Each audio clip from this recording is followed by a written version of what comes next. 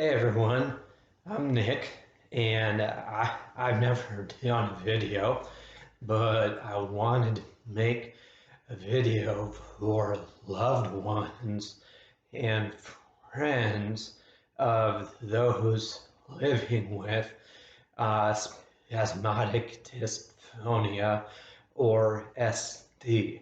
As you notice, I do live with ST, specifically abductor SD. There's abductor, adductor, and mixed.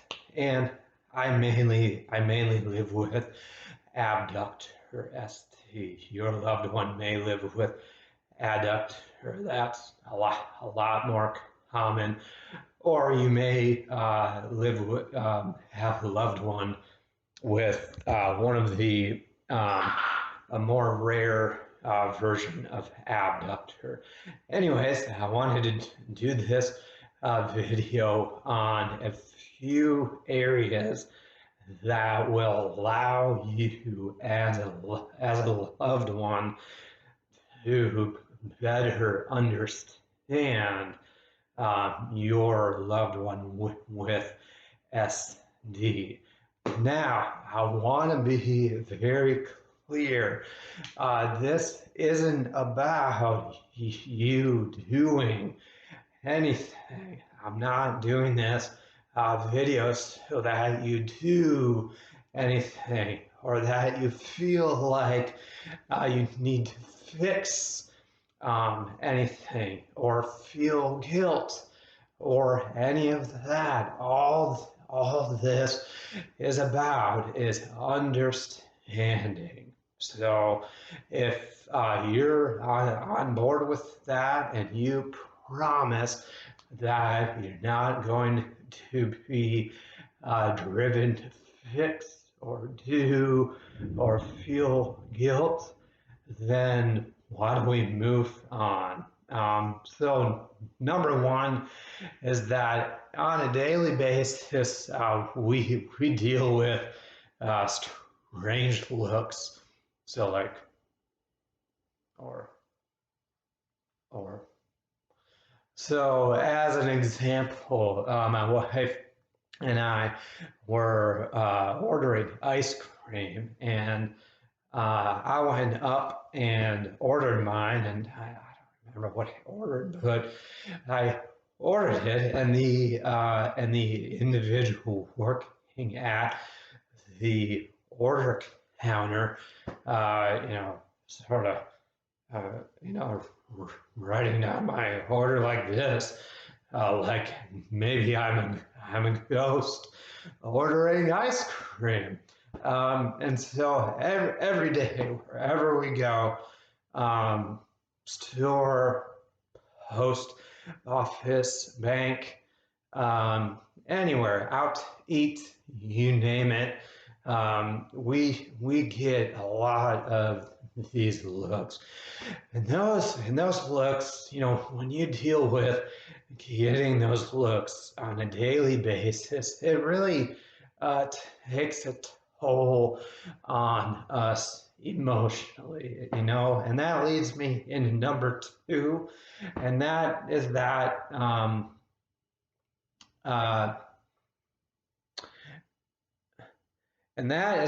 we want to connect with others, but sometimes it's just easier to stay home. So, all right, yeah, I do. I love interacting. I'm a very lively individual. I love to be playful. I love to joke, but sometimes it's like, man, I don't want to deal with the looks or the individuals not being able to understand me, what I'm saying, or them feeling so awkward that they would rather not interact with me, and it's easier to just stay home, even though I want to interact, I want to connect. It's just sometimes easier to remain isolated and not need to emotionally deal with the awkward looks or remarks or comments of going out and interacting. And then number three is vocabulary. So we have a better vocabulary than you may realize. Often we choose our words based on what we know we're going to be able to say. Like when I go to say a word, I can feel in my throat that, all right, that word is going to come out smoothly.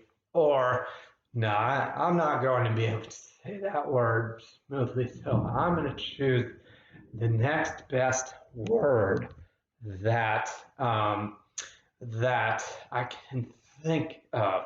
And often people will laugh or find our choice of words funny or odd or strange, but boy, we're just trying to find the word that we know is going to be able to come out of us with least amount of effort. And that leads us into the next one. I believe we're on number 4. I kind of lost count there, but I'm going to say we're on number 4. And that is that it takes a great deal of effort to talk. You may notice my face is fairly relaxed. That was a lot of work and self-awareness training in order to do that. I used to talk like this, not that I was angry, but it just allowed me to push the words out a little better.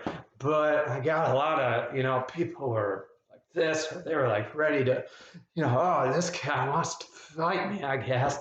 And so I've learned to relax my face in order to not have others be worried about me as a threat or about me, maybe I'm ill or whatever it is. I've learned to not, do this or this because I did a lot of that over the years. But I realized that it sort of put others off, and they're a lot less put off when I maintain a relaxed face. And so it takes a great deal of effort to talk. It isn't about the way we sound. And yeah, it would be nice to sound like, normal or not so unique. But even more so is, it's just the energy of talking that is challenging. So a lot of people will say, well, I understand you.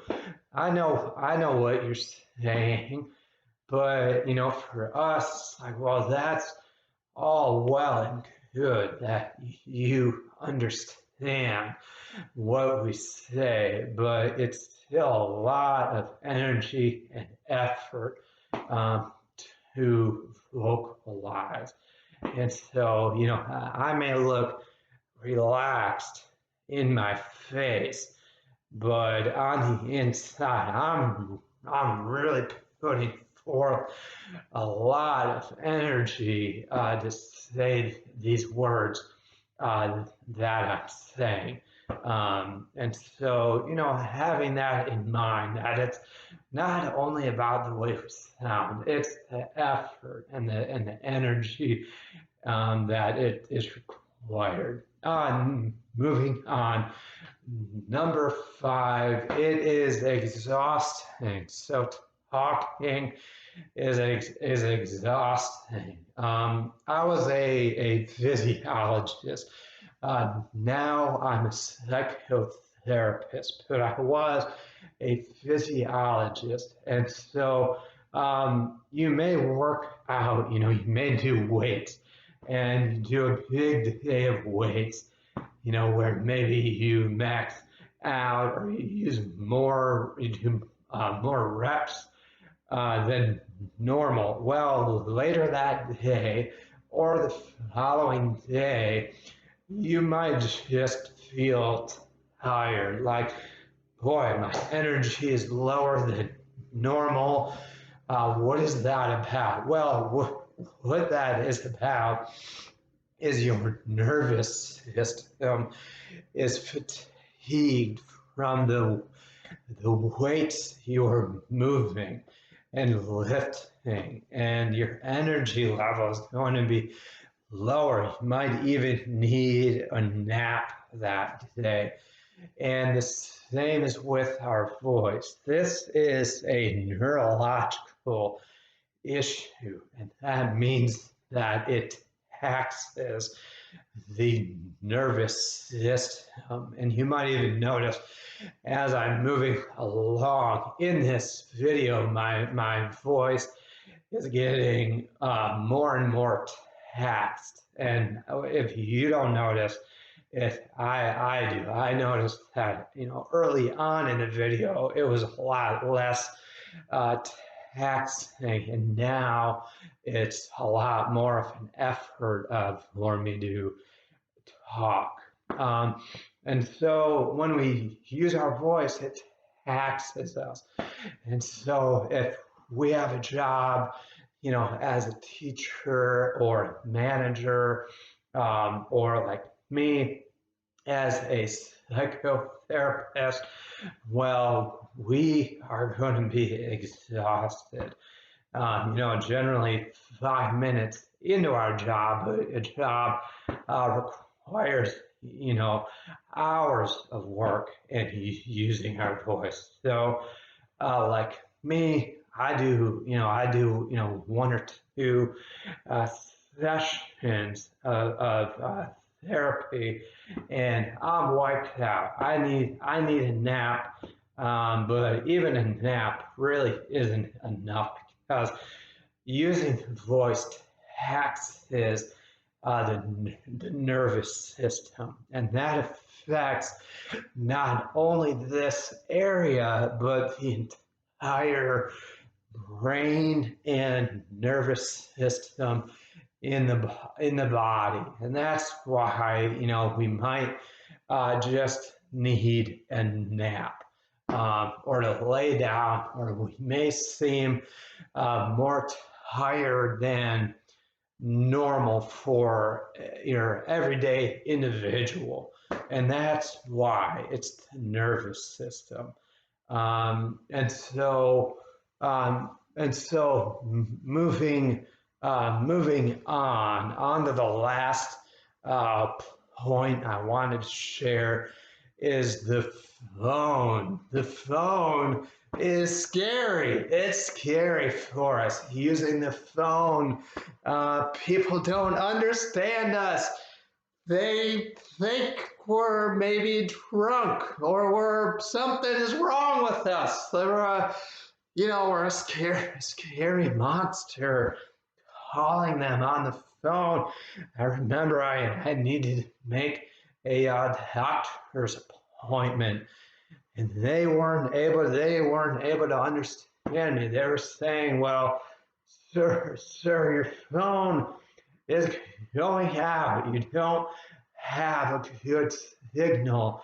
And I'm saying, no, it's me that's going out. I don't have a good signal from my brain into my voice box, into my vocal cords. And so they said, all right, email us. And I emailed them, and they didn't answer my email. And so I needed to have somebody else call for me. And so it can take, when we're on the phone, it might take upwards of 10 minutes just to get our name to the individual on the other line. So I've had that experience where he was not able to understand me, my name, and it took 10 minutes just to get my name across. And so the phone is very scary, very intimidating, tiring. It's really an effort to use the phone. So again, that was our 6 or 5. I've lost count now. Areas that I wanted loved ones, you as loved ones of those with SD to understand. This is not about you feeling bad or guilty or fixing us. It's just about we want to be understood. We want people to take a moment and understand maybe what is it like living life in our shoes from our eyes, from the lens that we view the world. And so thank you for taking a moment out of your day to better understand your loved one with SD. I may do more of these videos. I don't know whether they're useful. Let me know, leave a comment at the bottom and let me know, or email me. I'll leave my email in the description of the video, and you'll be able to get that. If I don't know, I've never done one of these. If you're not able to get my email, it's NICSALUPPO@gmail.com. Email me. Let me know, was this useful, this video as a loved one, or as somebody living with SD, to share with your loved one. Maybe you didn't have the words to let your loved ones know what life is like for you living with SD, and maybe this video gave you the words. Let me know if it's useful. I may do more of these videos. Let me know what you want a video on, what your needs are, and we'll be in touch.